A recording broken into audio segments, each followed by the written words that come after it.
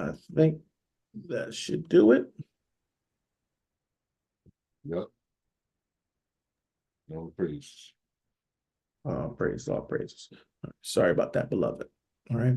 So let's get that first two verses in Exodus chapter 21 again.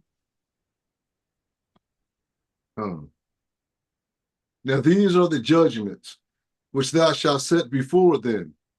If thou buy an Hebrew servant, 6 years he shall serve, and in the 7th he shall go out free for nothing. So once again, we talked about the judgments. All right. You'll hear laws, commandments, statutes, and judgments. Okay. So you'll see that. So this one referred to the judgments. Okay. So with this one, what? If thou buy a Hebrew servant. Okay. So this is specifying what kind of servant for a reason. Thou buy a Hebrew servant, 6 years he shall serve. And what? And in the 7th he shall go free for nothing. Okay. What do you think the Most High is trying to, what's the principle he's trying to show? I guess you should say. I tell you, every time he's doing something, whether we understand that there's usually something, a lesson, even in the law or statute or judgment. What is he trying to get with this one? This is specific. This is specific. Right, Hebrew servant, 6 years he shall serve. What is he trying to acknowledge or get us to understand?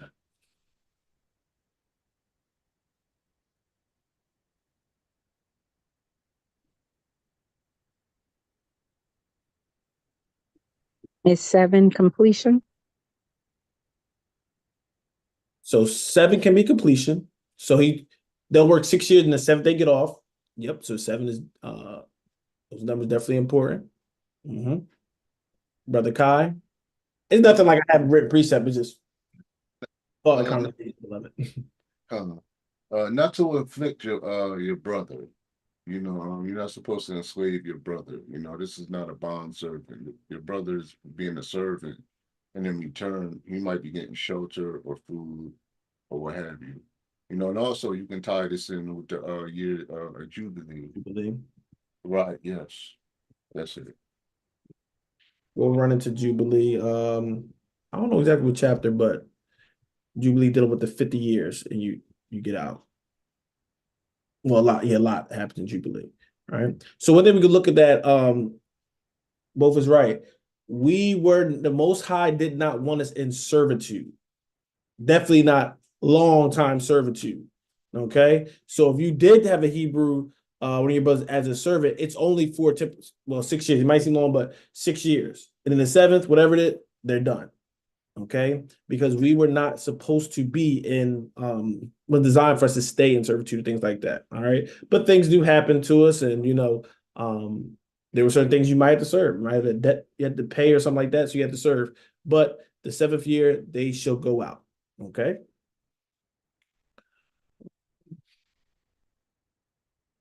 All right, let's keep going.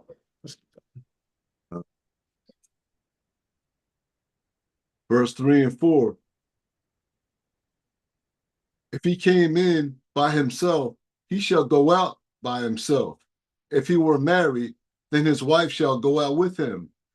If his master have given him a wife, and she have borne him sons or daughters, the wife and her children shall be her masters, and he shall go out by himself. All right. Anybody got anything for 3 or 4? Anybody got anything for 3 or 4?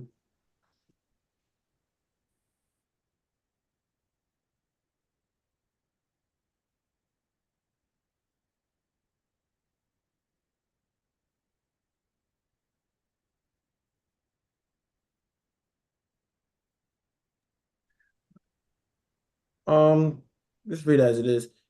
So if the servant came in by himself, you're gonna leave by himself. You're gonna grab nothing else with you. All right. If he were married, all right, if he was married, then his wife shall go out with him. All right, so they both go out. He's just giving us, stipulation rules, and this is probably telling us that there were sorts of servitude, right? But he's showing how we do it now. Because remember, beloved, they're coming from Egypt. They're learning Egyptian customs. They're learning maybe even other customs, and so he's establishing how it is. So there's some things that could be similar, right? Then there's some things, of course, that is different. Right. So with them might have been a time where, if you were married, like, yeah, you can go, but you might still gonna be here with, servitude. So this one is acknowledging that, you came in with your wife and everything, you'll go out with them. All right, y'all both leave. Verse 4, if his master had given him a wife and she had born his sons or daughters, all right, so you gave if the master gave it to him, all right, master gave him a wife, it says the wife and her children shall be her masters, and he shall go out by himself. With some of these, I want to look at them again because some of them, the translation make it a certain way. But with this one, like, listen, if the master gave it to you, it's saying you could just go out by yourself, but they are still there. I forgot there's a little history behind this one too. I can think of it. I can't think of it right now. So if I think of it, I'll bring it back out later. Okay. All right. Let's keep going. And some of these beloved, we're gonna be reading this stuff. It's just, he's just gonna be giving a lot of rules and everything. Remember, they're coming out of Egypt. We don't have no kind of organization. I'm gonna say organization. We don't have a functioning government or anything like that, right? We're just a people. People can just come out together. That don't mean you're a true people or unit. Okay. So this is what kind of keeps us on one accord. So we don't think about, they think about laws and everything. Oh, you can't do this. No, laws and everything. They're supposed to keep the people on one accord, keep the people in peace. Okay. That's what it's designed to do. But sometimes we make bad decisions and do certain things. Okay. All right. Brother Kai, we're gonna go to the next two verses. Make sure you look at the chat here and there just in case I miss. Oh, I got you. Yeah. Verse 5 and 6. And if the servant shall plainly say, I love my master, my wife, and my children, I will not go out free. Then his master shall bring him unto the judges. He shall also bring him to the door, unto the doorpost. And his master shall bore his ear through with an awl, and he shall serve him forever.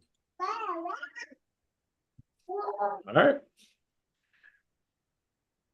So it kind of goes into the no, we'll keep it there. Anybody got anything for 5 or 6? Anybody got anything for 5, verse 5 and verse 6?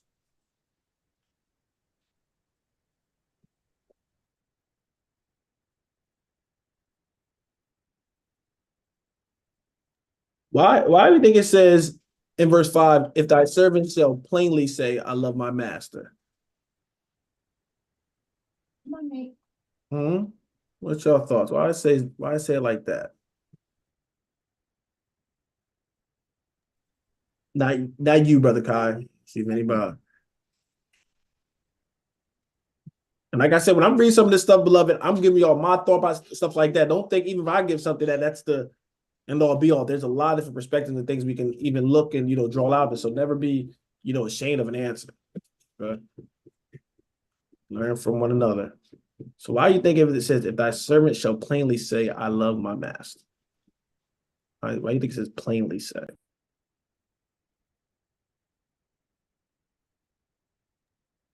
Plainly as in clearly say?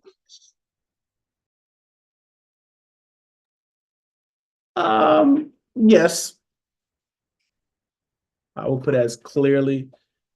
And we'll be the I'm looking at what will be the spirit behind plainly say I love my master. Dealing with the Most High, we dealing with this, and this is about servitude and slavery stuff like that. Remember, this person can be free. So I'll put about that plainly say. Brother Kai, I'm sorry. He loves his master, that he's being treated very well. you know, he got the spirit of ministering, serving. That's what I get when I read out of it. When I read it, what have you. Yes. Um, I should start off like this. Beloved, when we see a servant and slave, I want y'all to understand this is not like slavery in America. Okay. The Most High do not allow you be whipping your slaves, punch them, and we're going to see that in his law. That's why I love it, because people just grab stuff and don't read the Bible and just start putting their experience from, oh, he allowed slavery, he allowed servitude. Oh my God, no, you cannot be raping your servants. You can't be beating them, starving them. That is not how we do it. If you do it according to how the scriptures was, it will be a pleasant thing. It's just like how we go to work. That's how they're putting it. Like we go to work in our job, you're supposed to have respect and stuff like that, right? It's totally different than slavery. Okay. So he's talking about when somebody is working under you. And like Brother Kai is saying, you might have somebody that is a good boss. When you look at that master, think of a good boss, a good supervisor. And you're like, man, I want to stay doing this. I want to stay under this boss, this supervisor. Because what, they probably treat me well, they do these things, they're respectful, look out, I want to stay with them. So this was it. Even though I have the I don't say permission, lack of better words, I have the permission to be free and be done. I actually enjoy doing this, right? They might pay me fair, things like that. So this is the option that you can have, all right? Where I'm saying that plainly, I agree with both Sister Angela point as it need to be clear, precise, and Brother Kai, because they might love their master. The thing is, you want to make sure you're not being coerced. Okay, you're not being forced. All right. So I'm thinking a person need to plainly, they need to not just in speech, but also in their they need to actually want to be with their master. Because listen, you can be a good person. The master might, let me stop putting master so I don't mess y'all up. Your supervisor or boss might want you to stay there. And they might try to do something maybe to coerce. So you say, oh yeah, I love so you can work for them forever, but you don't really feel that in your heart. I'm thinking with this, it's supposed to be, no, this person really loves their master and they love children and everything. They truly want to stay and ain't nothing being coerced. It's like when you go to court, they'll ask you, did anybody, I forgot the exact terminology. So my court people, y'all can give me the spill on it. But it's something basically to make sure you are willingly, testifying or whatever. Do you understand? Are you sober minded? Do you basically understand what you're saying and you going off of that? All right. So the same thing with this, they want to make sure you truly want to do this. Okay. So that's my long but short spill. But yeah, if you go to court, I ain't telling nobody to go to court, but if you hear court proceedings, when somebody's understanding, sometimes they will ask, definitely if it's a judgment, did anybody coerce you? Did anybody do this? Because some people, like I said, they will get tricked or they feel forced to do something. So they try to throw that option out. Same thing with this. The servant shall plainly say, I love my master. Right? I want to be working for them. Okay. And if anybody ever been under somebody, they work, they had a good boss, or they getting paid good, they're in a good, you be like, listen, I love this job. I want to go to where I love what I do here. That's based on something. Okay. All right. You read verse 6, Brother Kai? Oh, yeah. About the door. Yes. All right. So then his master shall bring him unto the judges. All right. This is where I talk about, beloved. It's an order we had. All right. We had our own judges. Okay. We're talking about it. So then his master shall bring him unto the judges. He shall also bring him to the door. Okay. Or to the doorpost. And his master shall bore his ears through with law, and he shall serve him forever. All right. Why they bring him to the judges, beloved? Why do you think they brought him to the judges?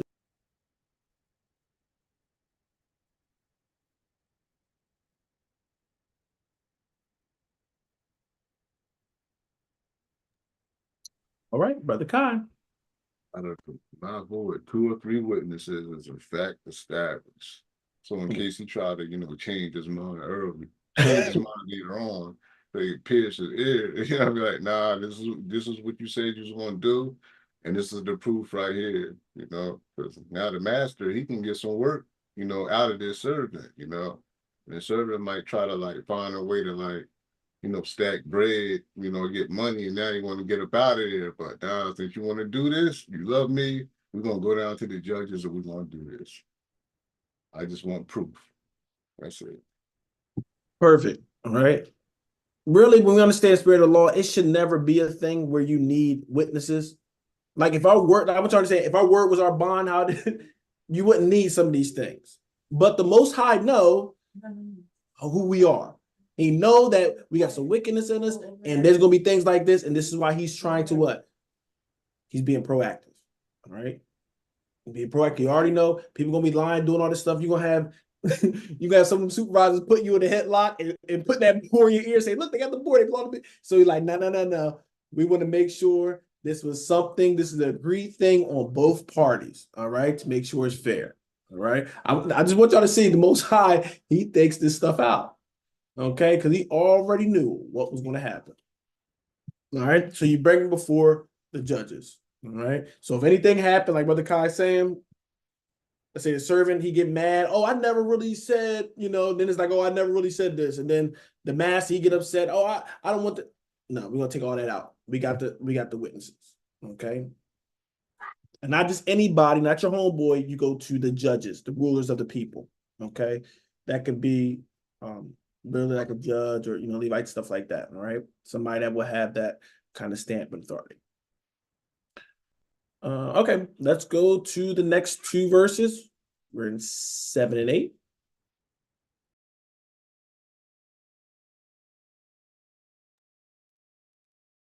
And if a man sell his daughter to be a maidservant, she shall not go out as the men servants do. If she please not her master, who hath betrothed her to himself, then shall he let her be redeemed. To sell her unto a strange nation, he shall have no power, seeing he had dealt deceitfully with her.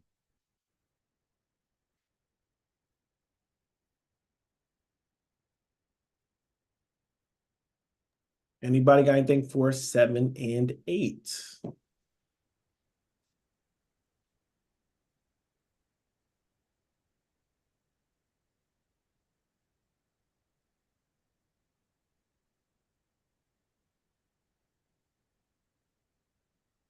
So might not know, a lot of these things are can be very controversial. You deal with hearing some people, a lot of these things become very big arguments, definitely with the scriptures. Okay. So if a man sell his daughter to be a maidservant, okay, you cannot sell her to be a sex slave or anything like that. Just get that clear. Cannot. What scripture tells you can't do something like that? And I'm making these points, but I know probably don't pop yet, but this is stuff that comes out, and it's just something just ridiculous. Like if you didn't know it, do y'all think? I'm gonna ask the class. Do y'all think the Most High is gonna allow you to pimp out your daughter? That sounds like right. Just got like, because people thinking we were just selling our daughters out, and I need some money, so I gotta sell them and do this. Right? That's not what God is doing. That was not the purpose. Okay. Matter of fact, let's get what's one of the precepts we can get for that. Oh, go ahead, Brother Kai. Yeah. I just want to add, they was midwives, women did stuff in the Bible, besides cooking and cleaning. You know what I mean? It was a plethora of things that they did, so I don't understand why brothers think that it's okay to prostitute a daughter of Zion, because it's not,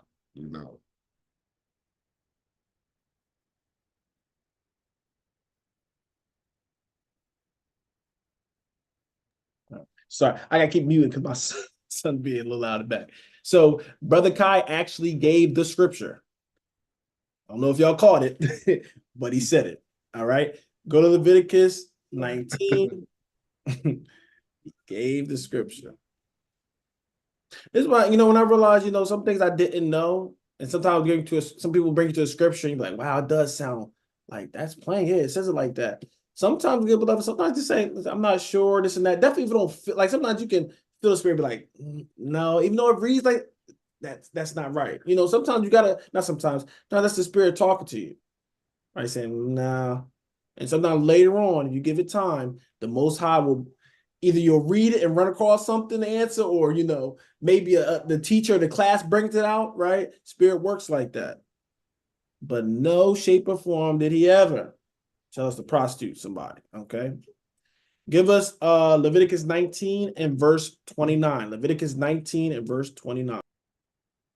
Do not prostitute thy daughter to cause her to be a whore, lest the land fall to whoredom and the land become full of wickedness. Isn't that clear? Some of them don't go to that scripture though. All right. You cannot prostitute thy daughter or thy son, beloved. Okay. I shouldn't have said that, but yes, son either. All right. You cannot prostitute them to cause, because you prostitute them, you causing them to be what? Okay. Why? Lest the land fall to whoredom. Lest the land be filled with whoredom going around. All right. And the land become full of wickedness. Okay. So he's not going to have you do it, right? Because this is what's going to happen.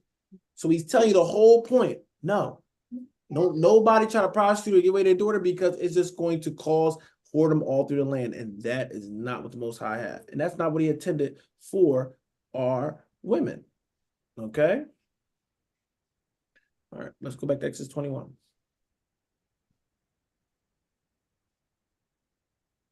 Somebody come and say, oh, well, nope. Most High never say that. Now, I will make this point. Now, was there people that probably was in a bind and saying, listen, I give you my daughter, if you give it, were there people, of course, that stuff that happens, but let's not get mixed up what the Most High is saying you should do and then what people choose to do. Yes, we had a forefather that slept in this. Yes, you'll see all those examples, but it's a difference from did the Most High say it's okay and what we have done. Okay. So this is why I want to make sure it's separate, because people go, oh, look at David did this. Did the Most High say it was okay? Did David say it was okay? But they just grab examples like that ain't the precedent of what they did. Okay. You have to go what the Most High said. Well, the Most High said this, and this forefather said that. Then they were wrong on that. And as long as they repented and got and went back to the commandments, they're fine in the Most High's eyes. You want to hold them to that, but they're fine. Okay? So we're going to make sure we just divide these things correctly, beloved. All right? Okay. That was a lot. Let's go back. Let's go back. Brother Kai, that was 6 and 7 or? Yeah, we're on verse 8. Okay. The man sells daughter. Okay. You go out to be a men's servant. She should not go out as the men's servant. Okay, yes, gotcha. No, we did 8, I think. All right. If she please not her master, who have betrothed her to himself, then shall he let her be redeemed. To sell her to a strange nation, and she'll have no power, seeing he have dealt deceitfully with her. Oh, some of these I dealt with a while ago, and I'm trying to remember all the stuff with it. So with this one's another big problem. If she please not her master, who have betrothed her to himself, then shall he let her be redeemed. All right. This is not, oh, I got her, I tapped it and saying, you know what, I don't like this no more. And now you go, that is not what he's dealing with. When we get the fullness of the scriptures, no. All right. He is not, we don't see no game. He let you do that and they say, oh yeah, well now I don't deal with you. All right. So some of them will bring somebody in under their house, under their roof, and those kind of things as well. All right. Even as servants, you'll have certain things like that. All right. So pleasing not her master. I don't believe that's in the sexual sense at all. Right. When you're trying to get to know them, those kind of things, you can fortunately break it off before, you make it official. Okay. So it says, then shall he let her be redeemed. All right. So they don't be compatible, whatever. All right. Then shall he let her be redeemed. So this is not as in the sense of you giving her to the highest bidder. All right. But she can basically be on the market. She can be taken in. All right. Somebody. But it says to sell her to a strange nation And I know it says sell, but I think more appropriately probably like to give. Okay. Strange nation, he shall not have no power. So even if, however you want to break it down, he can't do that. Okay. You cannot grab other women and then start, basically, prostituting to other people. No, the Most High don't approve of that kind of stuff. All right. So he's saying they don't have the power to do that. Okay. Because you didn't work, you can't do that. Seeing what? Seeing he have dealt deceitfully with her. Because you act like you want her, and God do that. Oh, I'm kind of bring you in, do this stuff, and then now I don't really want to be, and then now you deal deceitfully. No, Most High saying, nope, you can't do that. Okay, or now you're upset. Now you want to dish her and give her to strange. Okay, so he just, like I said, just giving some of the rules behind these things. Let's get 9 and 10. Still gonna be dealing with some of this. And if he have betrothed her unto his son, he shall deal with her after the manner of daughters. If he take him another wife, her food, her raiment, and her duty of marriage shall not diminish. I'll be right back up. No problem. Anybody got anything for 9 and 10? Anybody got anything for 9 and 10?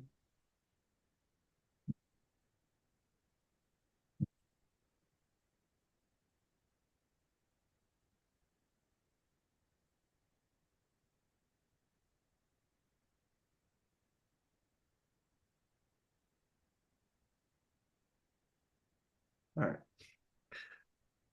So this talking about the master. Now that master, that person, okay, betroths. I'm sorry. Verse 9. If he had betrothed her unto his son, all right, promised her to his son, he shall deal with her after the manner of daughters. All right. What does that mean to deal with someone after the manner of daughters? What is he saying? I want to take a guess at that. Gonna deal with some after the manner of daughters.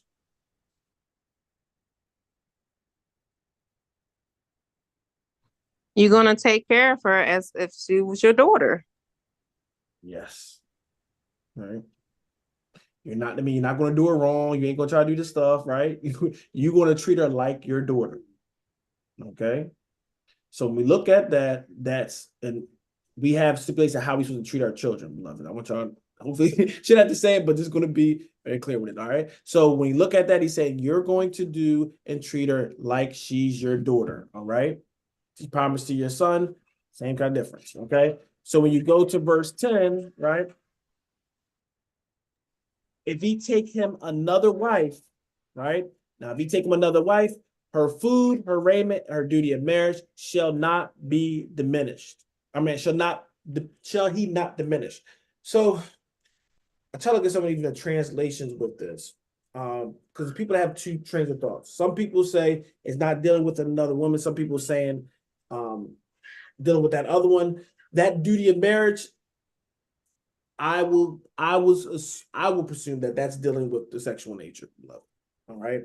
So to my understanding, I still want to look at some other aspects with it. But if he take him another wife, all right, someone just read it plain like that, take another wife, right, somebody else, he cannot diminish her raiment. Okay. So she can't get less food, she can't get less clothes. All right. He can't go back with it. So and when they had the even another wife, whatever, is one of the scriptures saying you can't now treat the first one wrong, right?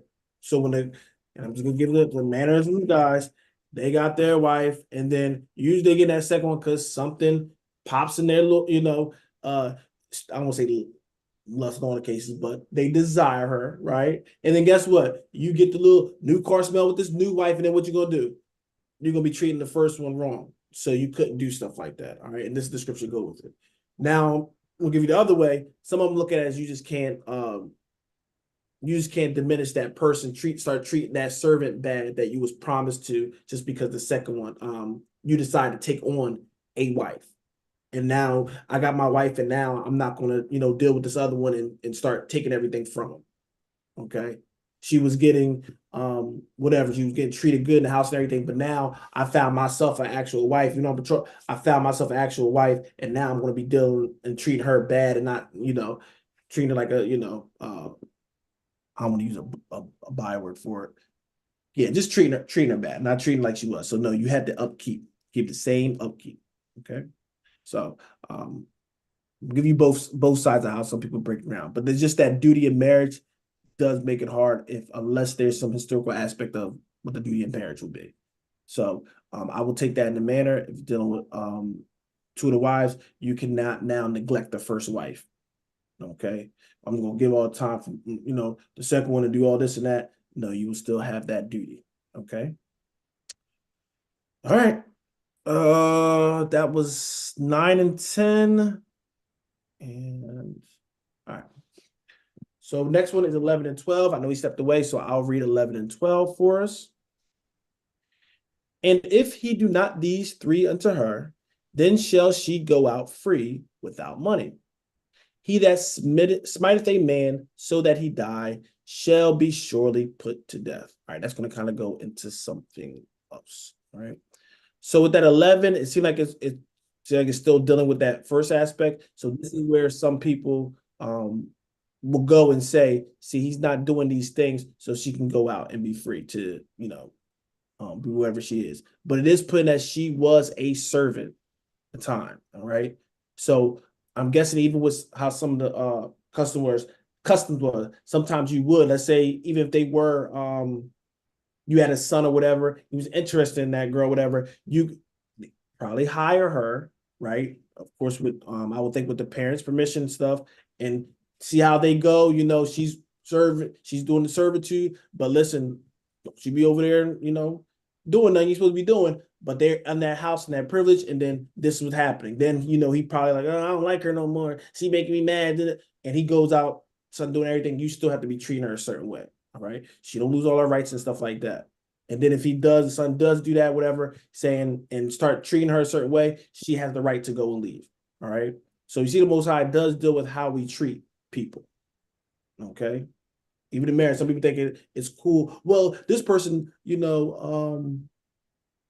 this person was doing all these things to me, this and that. You have to look at what was being done.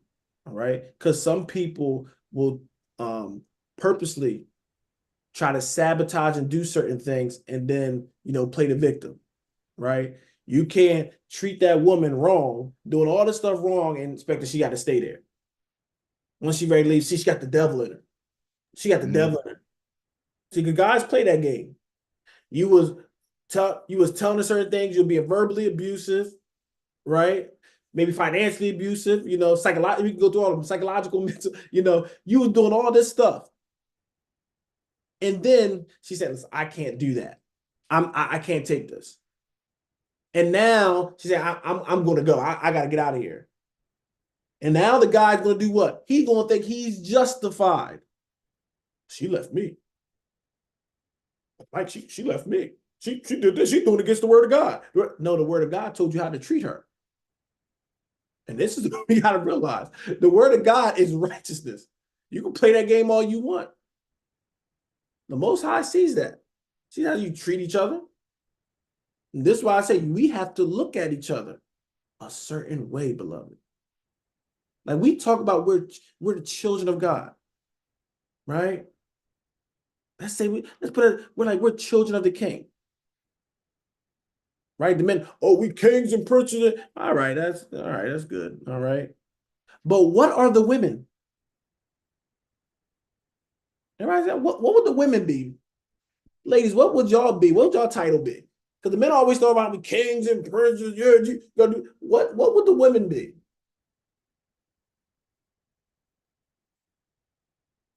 Hopefully y'all know what y'all would be.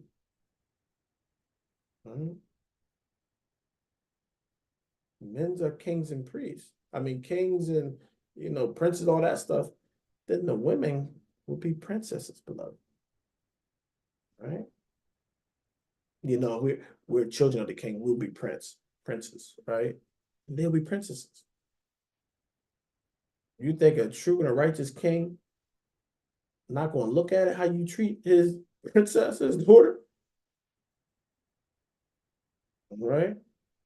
So women, even that, we have to hold ourselves to that. Y'all are princesses of the Most High God, and got to be treated that way. Okay. Mhm. First, you got to know it, because it ain't no man's job to convince you of that. Well, I ain't gonna say we supposed to teach it, right? But you got to know it and walk in it. All right. A man can't validate that, or they shouldn't be able to take it away.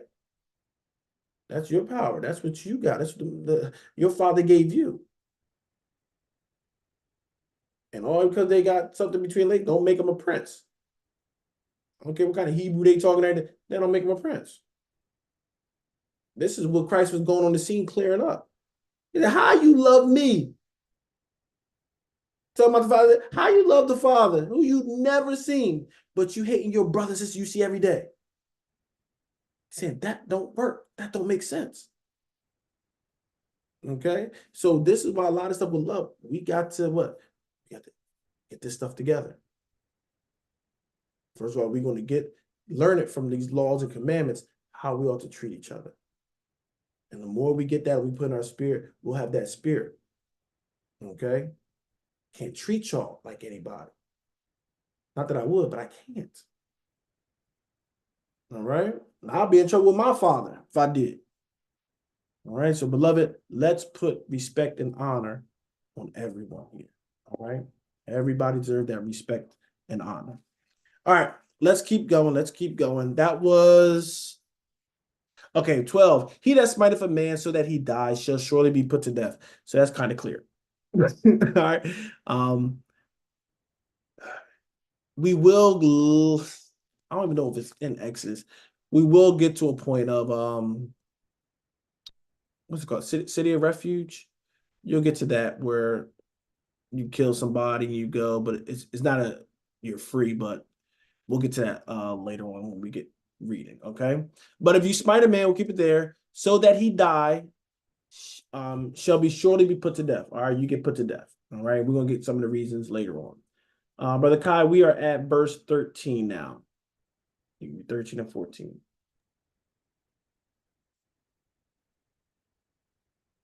And if a man lie not in wait, but God deliver him into his hand, then I will appoint thee a place whither he shall flee. But if a man come presumptuously upon his neighbor to slay him with guile, thou shalt take him from my altar that he may die. Anybody with it? Take a stab at 13 or 14.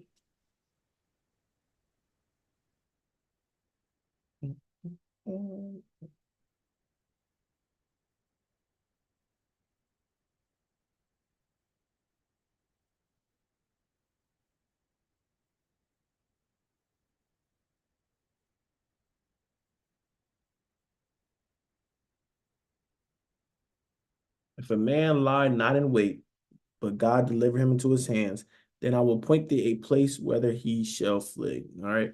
So lie in wait, it was like we would put it as not premeditated or not, intentionally trying to hurt the person. I see two trains of thoughts when it came to this one. All right. Then I will point thee a place where they should flee. Then in that case, you will have a place where you can go. All right.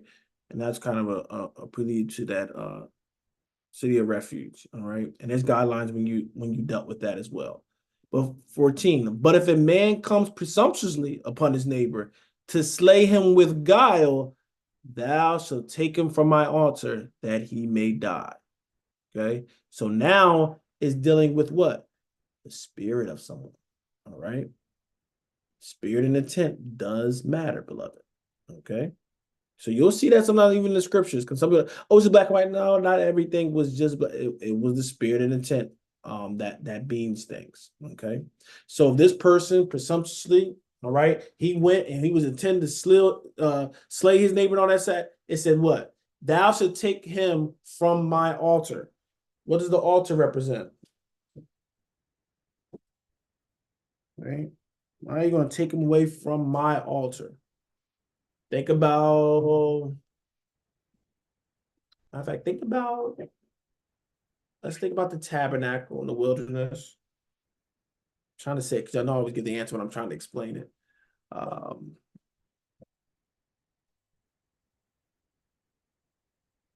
Same about same. Yeah. Remember the Most High, what spot would he go to when we had the altar? I mean, when he was in the wilderness. It was the first place was the holy place, what the place is called the holy place, and then there was another section. What was that second section? What was that second section in the tabernacle in the wilderness? Even when we had a temple, we had that. It was that place was there too.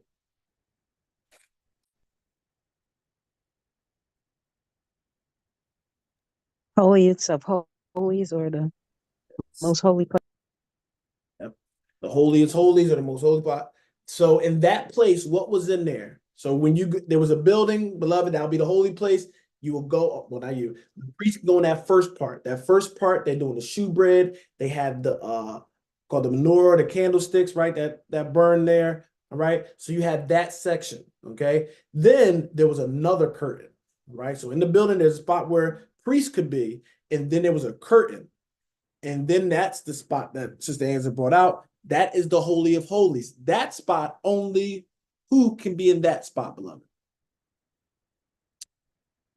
Who was able to be in the spot which is called the Holy of Holies?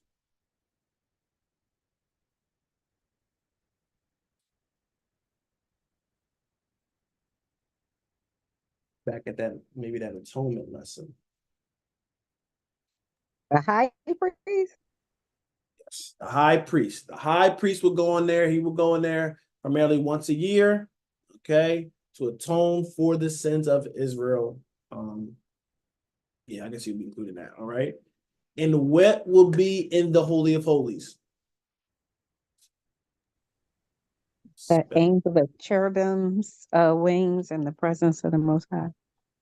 Yes. So it will be the Ark of the Covenant. All right. And that's where the Most High will bring his glory down in the form of a cloud. All right. So that place called the Holy of Holies, it based on Most High. And what was in it? Oh man. The staff. Yep. I just remember.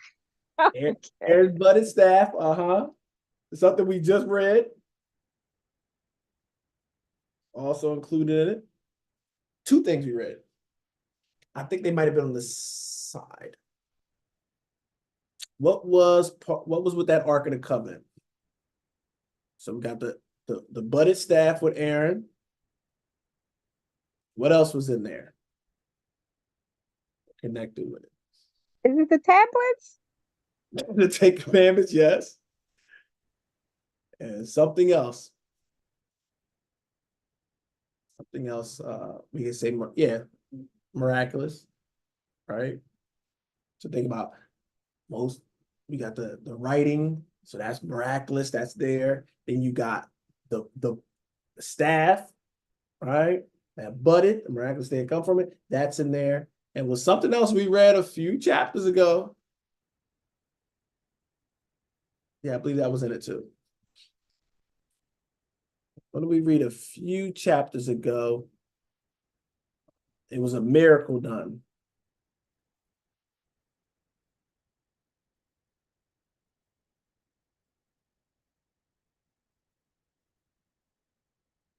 I remember. All right. I gotta look. I didn't have this question prepared. I believe the manna. I think they got a piece of the manna. I think that was in there as well.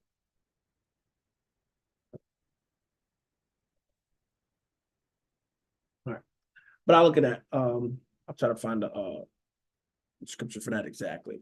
But I believe that's the things that were in. I think it was the budded staff, Ten Commandments. I believe the manna. Okay. All right. So now on top of that, what was the angels hovering over? This is the point I'm getting. I made this long point to get to this point. The holy seat. Holy seat, give it. What's another name? The throne? Stay with the seat. What's another name? Not the holy seat, but the what?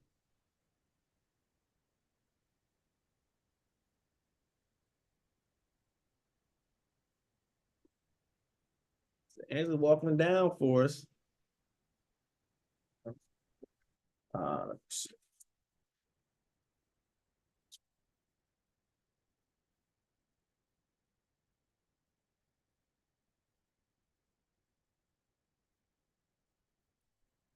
Exodus 25.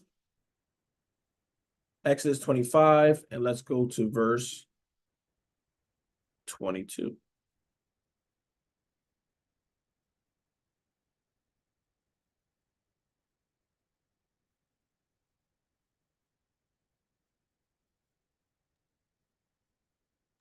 All right, I'll read it And then. there, I mean, Oh, and there I will meet with thee, and I will commune with thee from above the mercy seat, from between the two cherubims which are upon the ark of the testimony, of all things which I will give thee in commandment unto the children of Israel.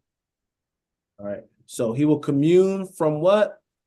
From above the mercy seat, right? So I'll just making that little reference to say what?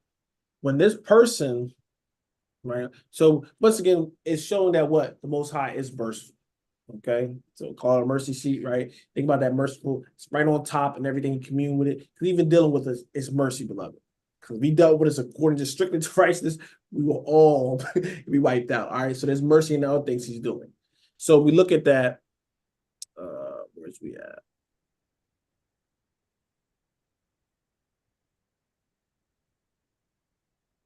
So this is my thought, beloved.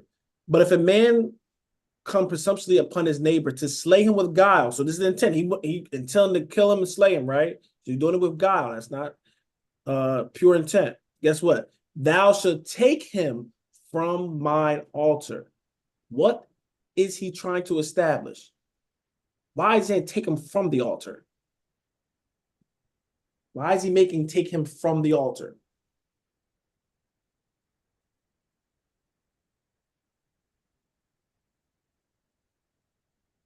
Just read it. What's connected with that altar? Mercy. Mercy. He said he doing this with the wrong intent.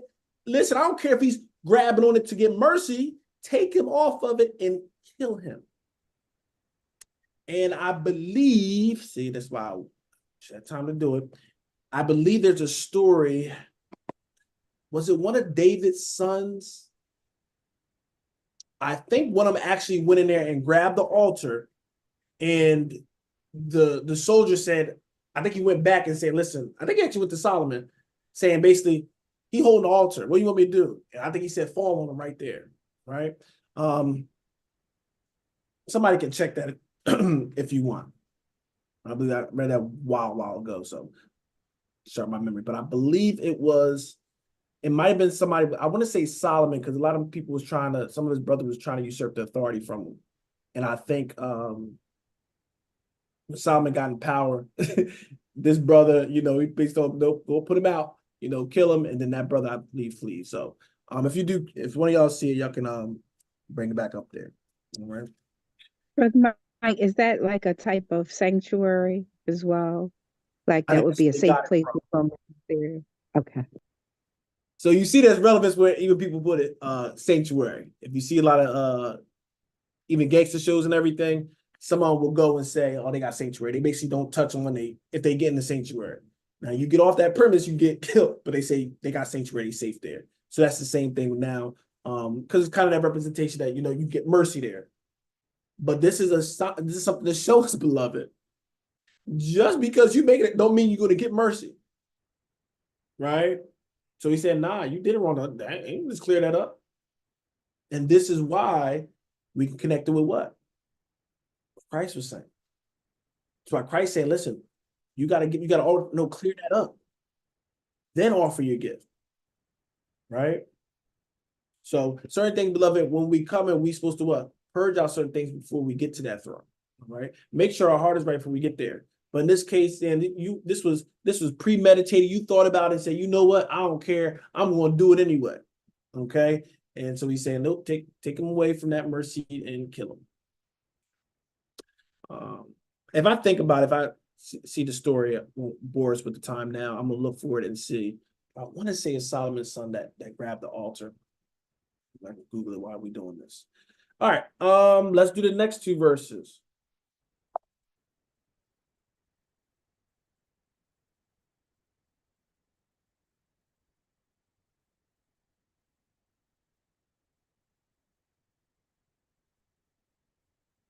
That will be verses 16 and 17. Wait up. No, 15 and 16. Yeah. And he that smiteth his father or his mother shall be surely put to death. And he that stealeth a man and selleth him, or if he be found in his hand, he shall surely be put to death. So let's touch about the first one. Read that verse 15 again, and something should pop in our mind with this. He that smiteth his father or his mother shall be surely put to death. You see how clear cut that is? They don't give it, he don't give it room for no kind of excuses. Well, you know, my kid got this. No. But why is it that some people might call it extreme? Why did Most High go to that extreme? You smite your mother or father. No, you gotta be put to death. Why do you think? Because people are like, that's extreme for just smiting your. They didn't say they killed their mother, father, but smiting them, they get put to death. Why do you think? Like I said, we're looking at the spirit. We're looking deeper into it. Why do you think he would tell you have to put that person to death? Put that child to death.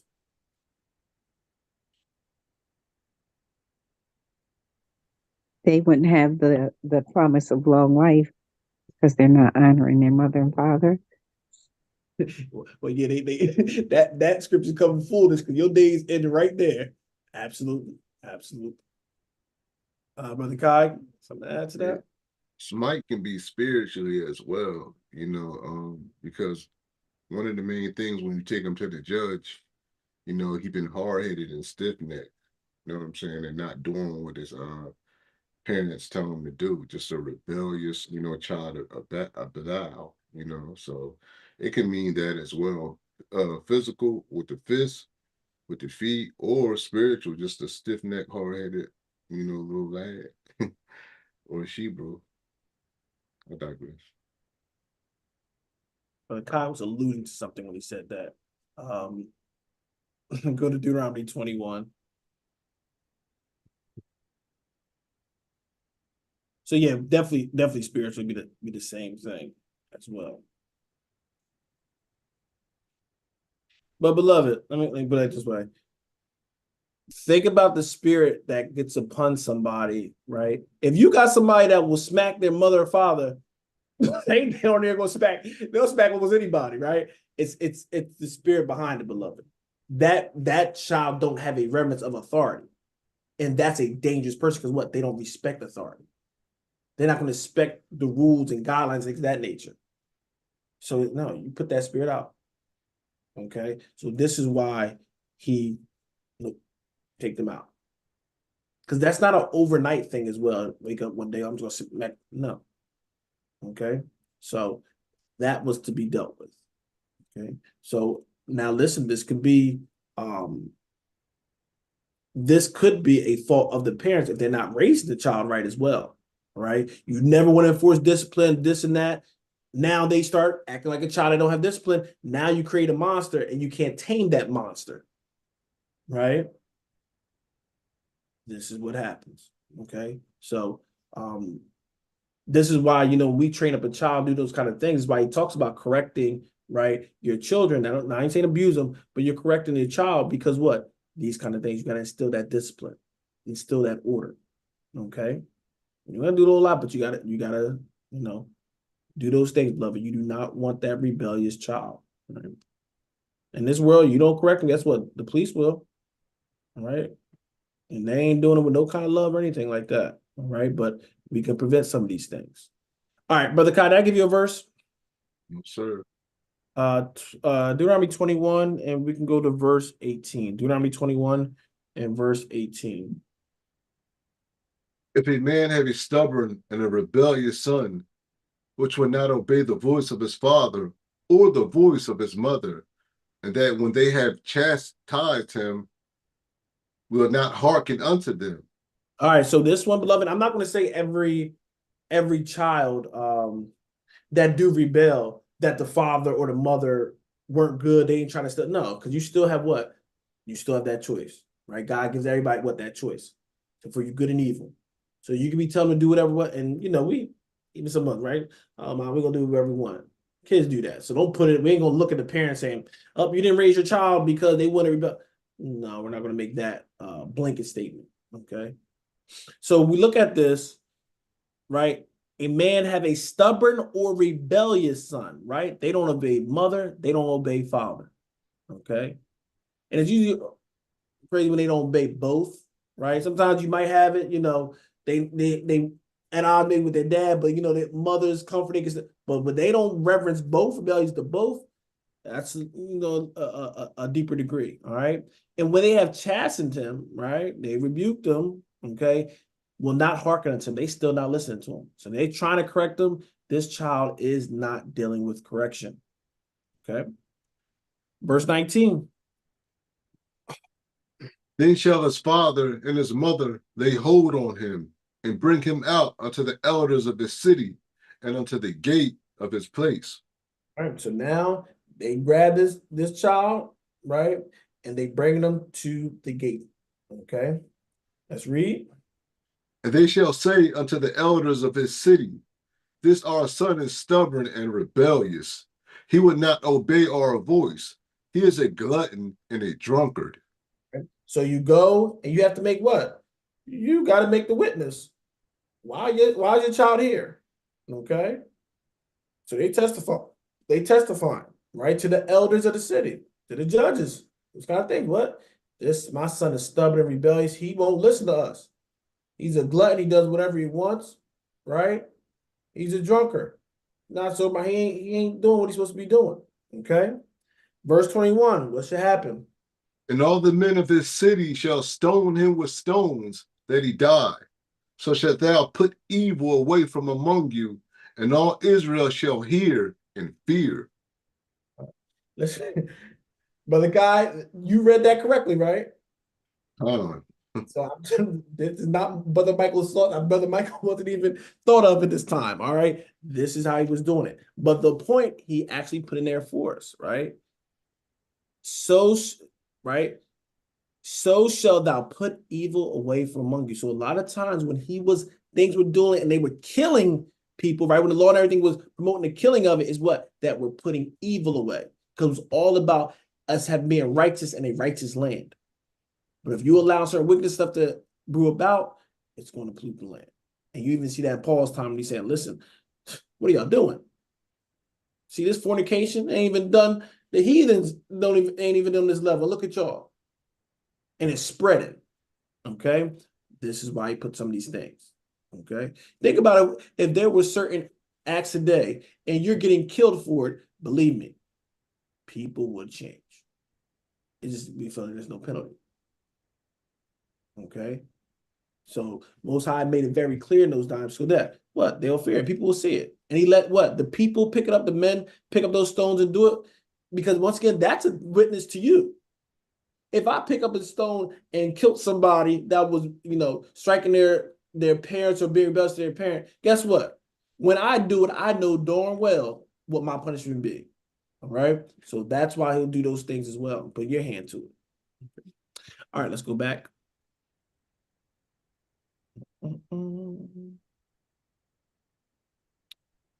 Exodus 21.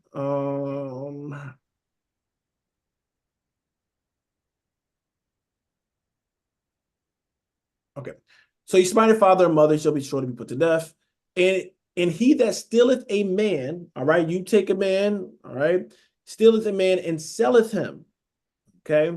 Or if he be found in his hands, he shall be surely put to death. So you're trying to sell somebody into, slavery and things like that, okay? So don't tell me that the Most High was approving all the slavery that's happening. No, he was not. This is not how you got to do it. He's going to be selling people off and doing it. No. Okay. 17 and 18. And I'm doing this, beloved, because people are going to grab it and saying, "Oh, the Most High, this is he talks about slavery, he talks about this stuff. So what happened here? That's how the Most." No, he had rules and guidelines how you ought to deal with servitude. Okay. All right. Let's keep going, Brother Kai. He that curseth his father or his mother shall surely be put to death. And if men strive together, and one smite another with a stone or with his fist, and he die not, but keepeth his bed, if he rise again and walk abroad upon his staff, then shall he that smite him be quit. Only he shall pay for the loss of his time, and shall cause him to be thoroughly healed. All right. Anybody got anything for those two verses?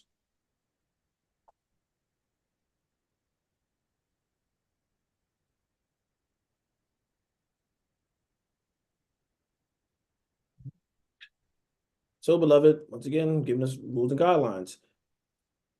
If you're going to, I'm sorry, that first verse 17, he that curses his father or his mother shall surely be put to death. This is something that Christ brought out as well. Remember, he was saying, y'all say those that curse mother and father shall be blessed, right? He was kind of quoting this one. Okay. So he's saying, no, do you read the scriptures? Those that curse mother and father, it said the scriptures say you'd be put to death. Y'all putting it like it's going to be a blessing to curse mother and father. And that's what he was uprooting. Y'all going against what the Most High is saying. My father said, okay? So when you curse your father, mother, and Kai was alluding this one already earlier, right? Saying you should be put to death, all right? So our culture, anybody will talk about culture, all this stuff, our culture was respecting, right?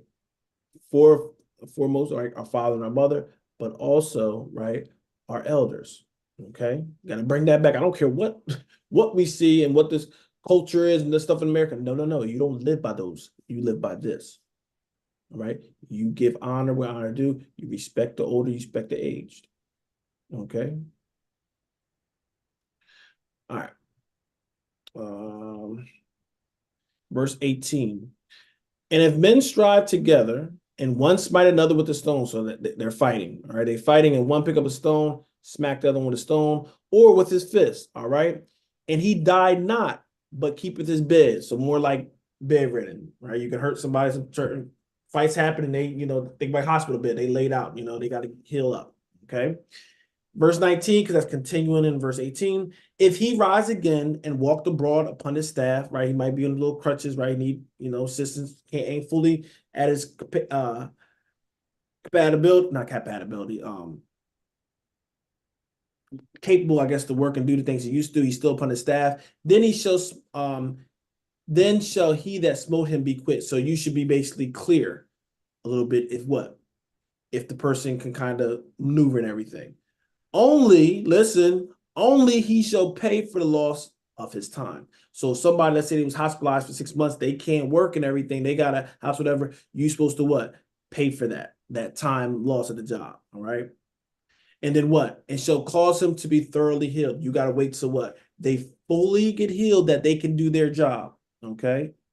This is not no stuff where the person healed up and they just like, nah, I'm just gonna stay in bed. I'm just gonna stay in my bed. I don't feel like working, and I just want you to pay me all these millions. But nah, he will let you abuse that. Okay. Why is a little mercy with this one, beloved? Because what? Men strive together. They're both fighting. This is a thing that can happen when you fight. Serious injuries can happen. Okay. Now, one was attacking the other, that could be a whole different thing. But they're both fighting, and this is what happened. Okay. So one got the best of the other one, but listen, you're gonna still take care of that brother, right? And you beat up, that's still your brother. And now you gotta take care of him and his family, even though you was upset. See how the Most High still checks that? Nah, I ain't taking care of them. Nah, he should did what he did. Nah, and see, you will be in violation. Okay. All right. And this is, like I said, love might fight more, but listen, you gotta love, you gotta take care of them, whether you want to or not. This is why I say we understand the laws. Love is shown in it. You just gotta be having them spiritual eyes open. Okay. Think about how tough that is. We got in a fight. I heard him. Now I feel like I gotta do this. Yep. Nowadays, you got to sue them and do all that stuff, but you ain't going to court. They're going to push you right here. Nope, you already said you got to take care of them. Okay. All right, let's keep going, Brother Kai. Verse 20. And if a man smite his servant or his maid with a rod, and he die under his hand, he shall be surely punished. Notwithstanding, if he continue a day or two, he shall not be punished, for he is his money. Anybody got anything for 20 and 21?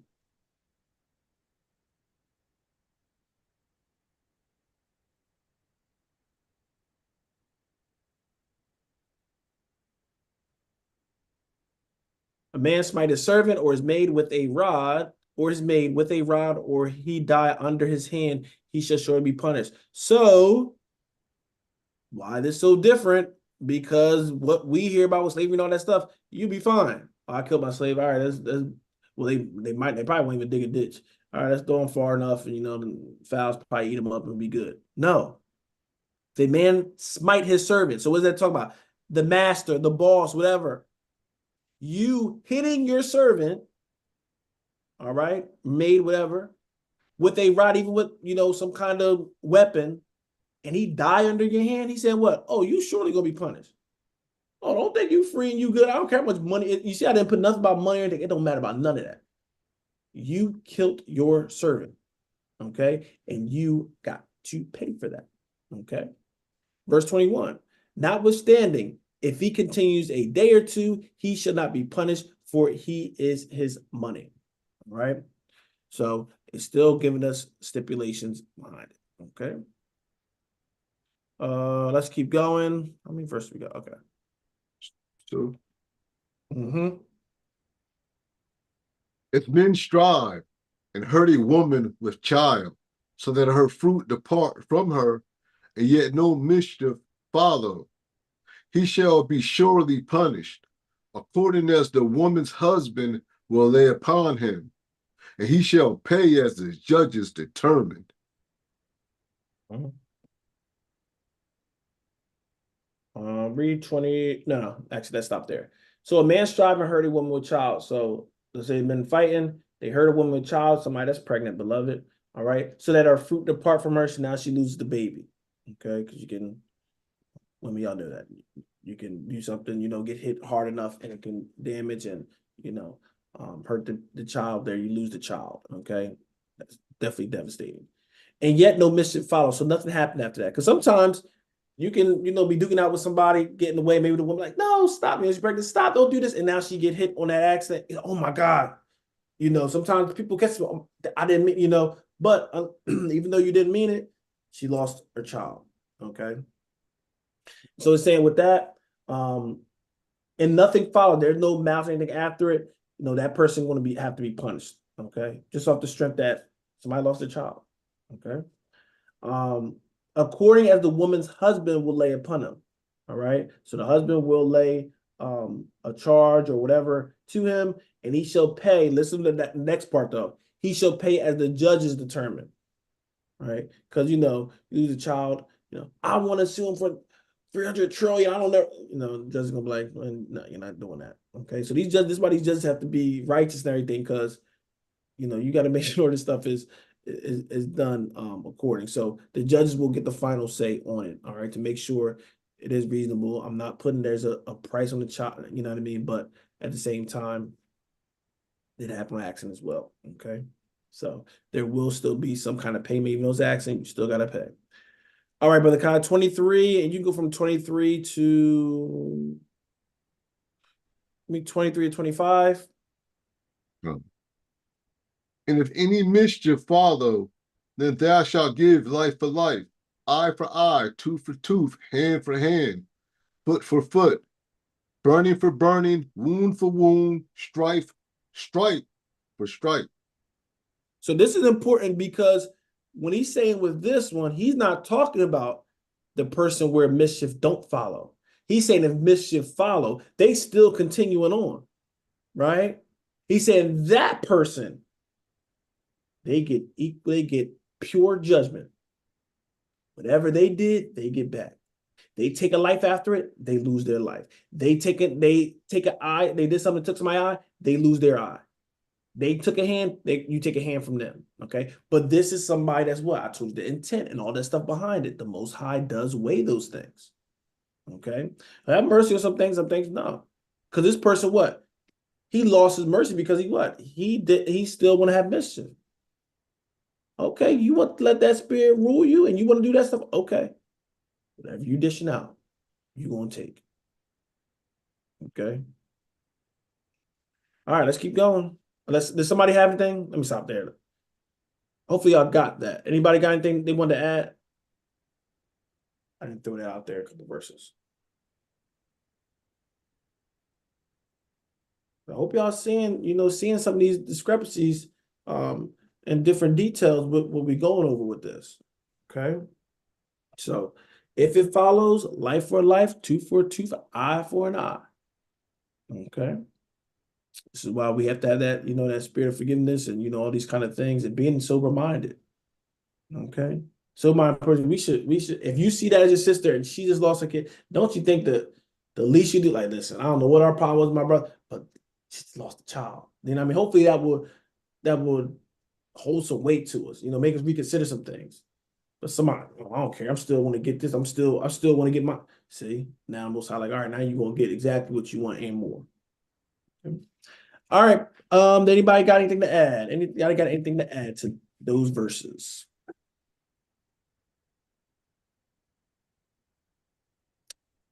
All right. Let's keep going then. Let's keep going. If a man smite the eye of his servant or the eye of his maid, that it perish, he shall let him go free for his eye's sake. And if he smite out his manservant's tooth or his maidservant's tooth, he shall let him go for free for his tooth's sake. All right, let's stop there. So, beloved, what we see, straightforward. If a man smite the eye of his servant, this is why I say you can't treat people just because you're that boss. You can't treat them like some cattle or some. Yeah, you just can't treat them like anything, beloved. Just because they're your servant, you still got to treat them like basically family. Okay? They're not no dog, they ain't something you just know.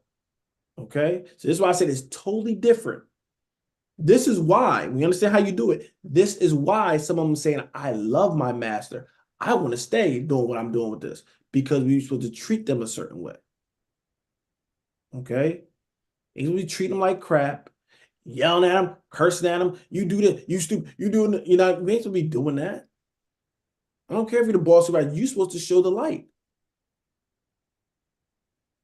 All right? It should be, I love working with that sister. I love working with that brother. Right? Because serving righteousness is supposed to be like nothing else, beloved. Okay? So, once again, if you do harm them, right, they go out free. Think about that, beloved. Did that sound like what we know about servitude? You think if they hurt their slave, you think they would let them out free? Absolutely not. But you see with God's law, nope. I don't care if you got mad. I don't care if the servant said you punch them and they lose a tooth. Nope, you gotta let them out for that sake. Okay. So the Most High is making it very clear. Okay. All right. Let's keep going. Verse 28.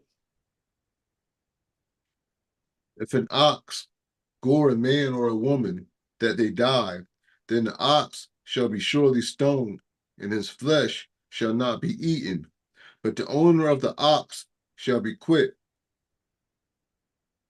But if the ox were wont to push with his horn in time past, and it had been testified to his owner, and he had not kept him in, but that he had killed a man or a woman, the ox shall be stoned, and his owner also shall be put to death.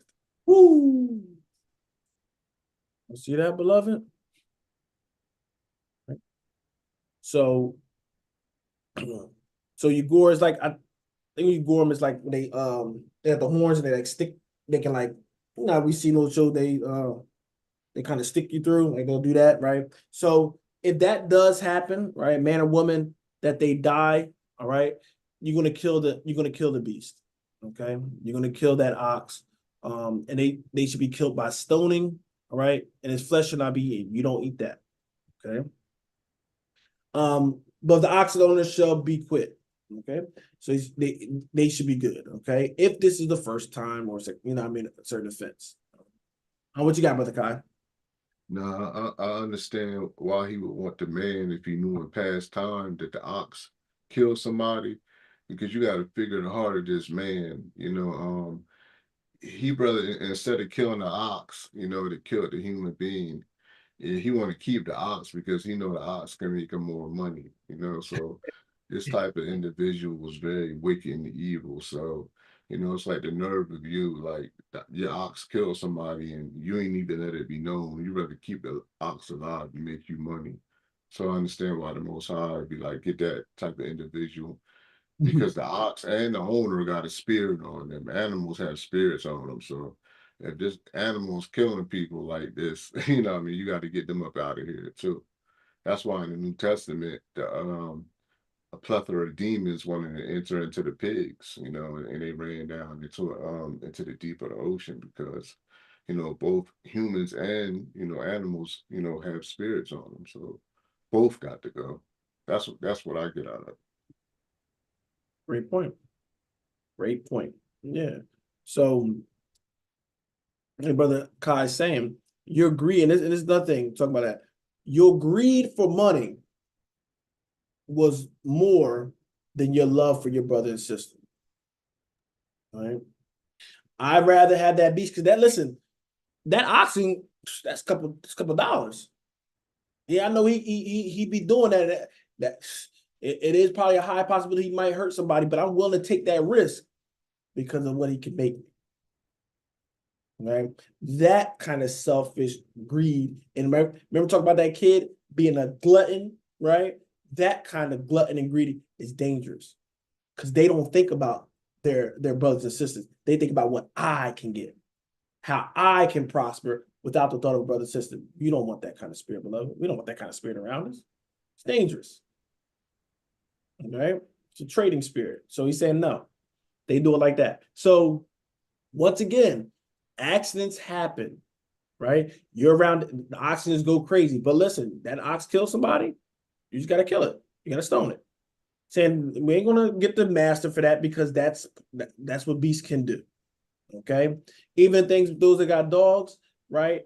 If it bites somebody, they have to put it to sleep, right?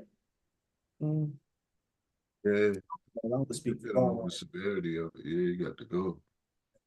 So yeah, I think like they have the history of biting. I don't think the initial biting. No. okay. So all right, they show some stuff with that because yeah, I mean dogs can bite. They will bite, and depending on the circumstances can probably justify it. All right, but primarily if they bite or have that history of it, they probably put them to sleep. Right. Sometimes they'll charge the owners as well. Right. Kind of. You see how they kind of got that from the scriptures, right? Got a little guideline with it. And you'll see stuff like that all the time. They grab certain things from the scripture. So once, shame on me. Second, shame on you. Hopefully I got that right. But only if they do it again, like I said, that's why you'll put the beast to death and the owner. And sometimes, beloved, remember when we would go fight certain nations, sometimes it says what? It says kill all the people, or sometimes kill the children, they'll say kill the beast and all that kind of stuff, because certain things like this as well, right? You get certain beasts, and sometimes they're training these beasts to do certain things. Nah, kill that. Take that spirit right out. Okay. All right. And this is why we're consuming it. And this is another thing the Most High trying to show us, that you be like, well, it's dead. What do I got to do with the meat? Right? It's okay, it stuck somebody, but it's dead. Okay. You're still showing that, nah, you don't want to consume that as well. All right. We got to consider how it died. All right. Dying in bonds, doing all this thing. Do you accept that? No, you don't want to take that in. That's why it's good that what? Yahushua was very peaceful. Right? Christ was on the scene doing all these things. Right? And we were able to literally consume. Right? He's going out being a warrior and killing everything, that might have been a little different, right? But you see the poetic side of it as well. That's why he was able to consume, because he wasn't wild beast killing and doing these things. Right. But the second time when he comes back, that's a different story. But the first time you see how he came that mannerism. So we what? I always say, like, the terminology used, you are what you eat, right? So that beast being rebellious and all that stuff is like almost like you're consuming that into you. Okay. So you showing, Most High showing us little things as well. All right, Brother Kyle, let's keep going. You're talking too much. Verse 20, verse 30. Mhm. If there be laid on him sum of money, then he shall give for the ransom of his life whatsoever is laid upon him. Whether he have gored a son or have gored a daughter, according to his judgment, shall it be done unto him. If the ox shall push a manservant or a maidservant, he shall not give unto their master, he shall give unto their master 30 shekels of silver, and the ox shall be stoned. All right. All right. Lay money, he should give the ransom of the life whatsoever is laid upon him. All right. So giving the proper money for it. All right. Whether he have gored a son or have gored a daughter, according to the judgment shall it be done unto him. Verse 32. If the ox push or gore somebody through, a manservant or a maidservant, right? He shall give unto their master 30 shekels of silver, and the ox shall be stoned, because what? They technically are under that umbrella of their master, right? And that's, remember, they're paying this person, now they lose out, right? Because this thing then killed them. So now you need to redeem it, or pay for that. All right. And the price, once again, what we see, 30 shekels of silver. Okay, something to think about. Redeeming price. So that seemed like I don't want to say that the going rate that time, but it seemed like that would be the rate that they were going with. Okay. All right, Brother Kai, let's finish it up. Or the owner of the pit shall make it good, and give money unto the owner of them, and the dead beast shall be his. And if the one man's ox hurt another's, that he die, they that shall sell the live ox and divide the money of it, and the dead ox also they shall divide. Or if it be known that the ox have used to push in time past, and his owner have not kept him in, he shall surely pay ox for ox, and the dead shall be his own. Well, we're seeing this, I'm saying, walking down the same thing, right? You're doing something. And so on also, beloved, if you have knowledge of it, it's different than being in ignorance. Right? You have knowledge that you got a wild dog and everything that be biting everything. It's your job to make sure that thing is fenced in and all that stuff. All right. Don't be having that wild Cujo running around biting everybody better. Like, nah, he said, nah, you ain't ignorant. All right. And that's why you will get a certain punishment dealing with that. All right. There's a punishment to ignorance, and there's a punishment to negligence. Okay. The ignorance, once you see, it's a little more mercy on ignorance compared to just being negligent. So something to think about. Once again, we seeing how the Most High thinks. He's giving us a little bit, insight of how he maneuvers and do things. Okay. So, beloved, let's go to this last spot, and that'll be it. Okay. I did find it. So, First Kings. So that's it for Exodus. We'll go to First Kings. We talked about that mercy seat. Okay. First Kings chapter 2, and Brother Kai, can you jump down to verse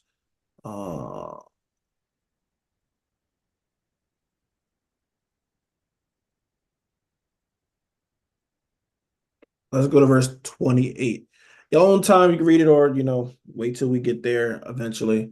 All right, but we're just going to the point of this is what he's talking. Sister Angela was talking about the grabbing up the altar. We're talking about that in mercy. So this was the thing I was thinking about. Okay. All right, verse 28. Then tidings came to Joab, for Joab had turned after Adonijah, though he turned not after Absalom.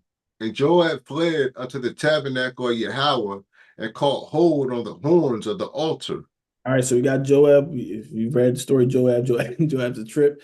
Um, faithful to his father David, though. All right, but David knew, man, you need to do something about Joab because he can be a dangerous asset to have around. You know what I mean? If you know Joab, he's one of those people that's like, nah, if you ain't the right way, he can be dangerous. So he did warn him about him. All right. So nonetheless, Joab goes and what? He grabs the horns of the altar. He goes to the tabernacle of Yahweh and grab the horns of the altar. Verse 29.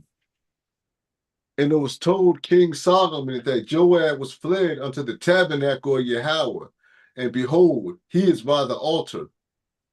Then Solomon sent Benani, the son of Jehoiada, saying, Go, fall upon him. So y'all see that? He was what? Grabbing it and crying out basically sanctuary. I'm on all the y'all. You gonna kill me? You see where I'm at? You gonna kill me? You gonna try to taint this altar with blood? You better not, right? So that servant, I'm throwing all that extra stuff in there, but that's the thought process behind it. You have grabbing the horn saying, you can't kill me as long as I'm going. And the servant looking at it like, dang, he's grabbing the horn. So I'm not gonna kill him here. He don't know I'm not. So he went back to the king. And Solomon said, kill him right on that altar. He gonna hold only what? Kill him right on it. All right. Verse 30.